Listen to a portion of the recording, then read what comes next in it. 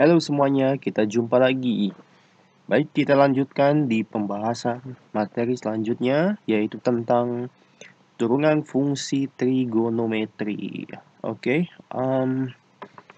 baik, apa yang kita bahas tentu tentang fungsi trigonometri, ya. Nah, sebelumnya kita sudah mengenal bahwa eh, notasi untuk turunan itu bisa dx, fungsi, atau bisa dydx, ya, atau bisa pakai f aksen x, ya.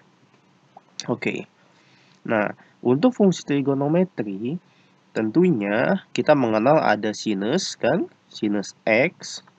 Kemudian kita kenal ada cosinus x. Lalu kita kenal juga apalagi tangen x. Lalu kotangen x. Lalu secant x dan cosecant x. Nah, ini yang biasa muncul. Tapi yang paling sering muncul itu sinus, cosinus, dan juga tangen. Yang paling sering muncul. Tapi tidak menutup kemungkinan kotangen, secant, dan cosecant juga muncul di pertanyaan ujian, ya. Baik. Nah, lalu apa turunan masing-masing dari sinus atau dari cosinus atau tangen atau kotangen atau turunan dari secant dan juga turunan cosekan, ya. Nah, untuk sinus itu turunannya adalah cos x, ya. Oke. Nah, sedangkan untuk cos x kebalikannya tapi negatif, ya. Jadi min sin x, ya. Jadi gampang untuk mengingat-ingat turunan sinus maupun turunan cosinus, anggap saja selang-seling, ya. Sinus diturunkan jadi cosinus. Oke. Kemudian cosinus kita turunkan lagi jadi apa? Jadi sinus lagi dong, tapi dengan tanda yang berbeda, negatif, ya. Lalu minus sinus kita turunkan lagi jadi apa? Sinus kan turunannya cosinus, kan? Cuma di depannya ada negatif, jadi min cos x. Lanjut, min cos x, ingat, cos x diturunkan jadi min sin x. Kalau minusnya cos x, maka turunannya jadi minusnya min sin x, minusnya min sin x, alias sin x, ya. Lalu balik lagi, sin x turunannya jadi cos x lah, ya, selang-seling. Oke, begitupun untuk integral atau naikkan. Integral merupakan kebalikan dari turunan, sehingga integral cosinus adalah sinus. Integral sinus adalah minus cosinus. Dan seterusnya, integral minus cosinus adalah minus sinus x. Oke, gampang. Nah, untuk sinus maupun cosinus ini adalah terdefinisi untuk semua nilai x, ya. Semua nilai x. Oke.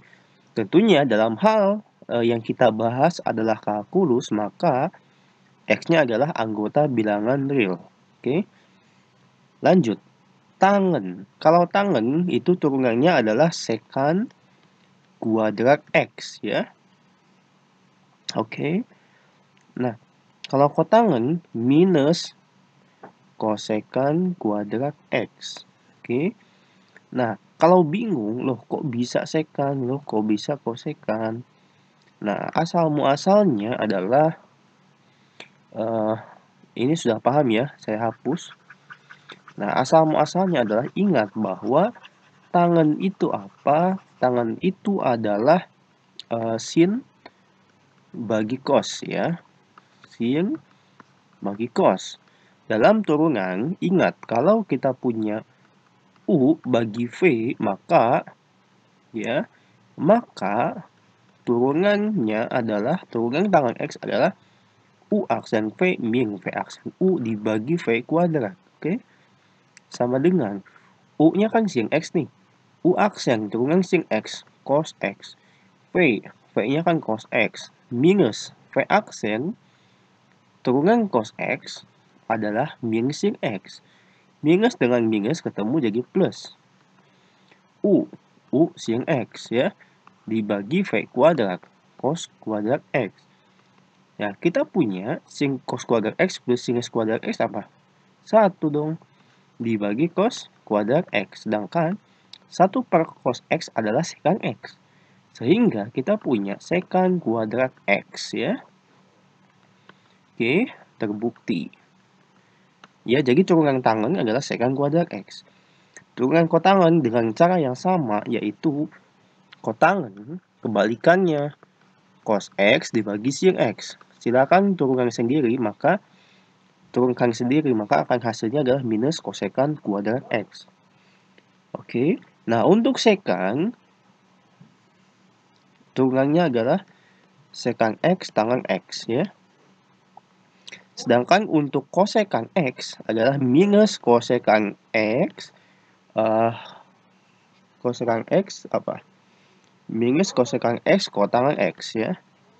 Oke, jadi turunannya seperti ini untuk fungsi trigonometri. Nah, untuk sinus dan kosinus dia semua nilai X bilangan real, oke? Terdefinisi. Namun untuk tangen, ingat bahwa tangen itu kita bisa jabarkan ada pembagi ya, ada pembilang, ada penyebut atau pembagi. Nah, si penyebut inilah yang nggak boleh nol, oke? Sehingga tangen itu ada syaratnya, oke? Kemudian kotangen itu pembagi juga, bentuk pecahan, ada pembilang, ada penyebut. Penyebutnya nggak boleh nol, oke? Nah, ini nggak boleh nol. Ini juga nggak boleh nol. Nah, secant itu 1 dibagi cos X. Nah, cos X lah yang nggak boleh nol. Kemudian kosekant X 1 dibagi sin X. Nah, sin X lah yang nggak boleh nol. Artinya apa? Nah, untuk keempat ini, maka terdefinisi untuk semua X di dalam daerah asal. Daerah asalnya itu apa? Daerah asal adalah daerah yang tidak menyebabkan si penyebutnya nol. Oke? Nah, otomatis misalkan, X-nya ketika 0, X-nya ketika pi atau 180 derajat, maka si penyebutnya akan jadi 0. Maka nilai X inilah yang tidak masuk ke dalam wilayah kotangan X misalnya ya. Seperti itu, paham? Jadi, nilai X ini kita pilih yang tidak menyebabkan penyebutnya sama dengan 0. Oke? Oke ya. Oke. Jadi inilah turunannya, basic. Harusnya hafal ya. Tidak sulit untuk menghafalkan 6 fungsi trigonometri ini. Oke. Baik, saya akan contohkan dengan menggunakan definisi turunan bahwa f aksen X sama dengan limit X, limit H mendekati 0. Saya hapus dulu.